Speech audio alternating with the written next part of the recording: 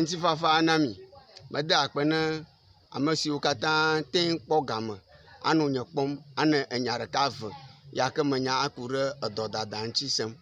Egbe hã mígava le afi ya le gaɖiɖia me be míaƒo ŋu tso edɔ ɖeka ve ŋuti. Edɔ kawo ŋuti mí ŋu ƒom le? Mí ŋu ƒom tso koko yake woyɔna be hemorrhoid alo pal ŋuti. Emake míga ƒom tso ekpe yi ke nanu kpem manu vɔvɔm o. Yevugbe ma woyɔna be looping cough kple asthma gbɔxidɔ. Enu yawo me tɔ̃ ŋuti mí ŋu ƒom tsoe. Ne dɔ yawo me tɔ yake me yɔ fia woƒu ɖem ne ame ɖea, egbe yi ke wokɔ danɛa míafia ge gbea yɔna be nka koklo ƒe atɔtsu alo India heliotrope. Ta miakpɔ gbe ya ɖa. Miakpɔ gbe ya ɖa egbe ya. Ne wòzu be asthma alo ke gbɔxidɔ alo ekpe fu ɖem no alo koko fu ɖem no wa egbe ya ko yɔna be India heliotrope ya wɔ ge ne le.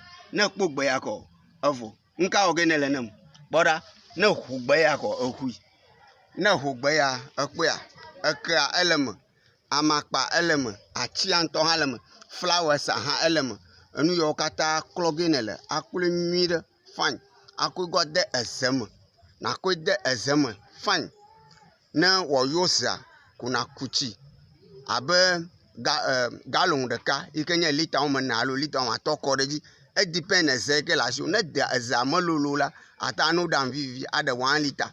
Ne nui vɔ nagaɖi nano nu ya.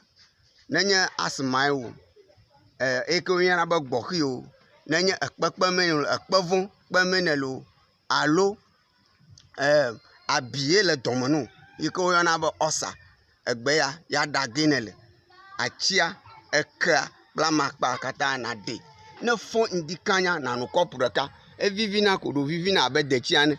Ne fɔ ŋdi nanu kɔpu ɖeka. Ŋdɔ me nanu kɔpu ɖeka. Fienyi nanu kɔpu ɖeka. Kɔsiɖa ɖeka.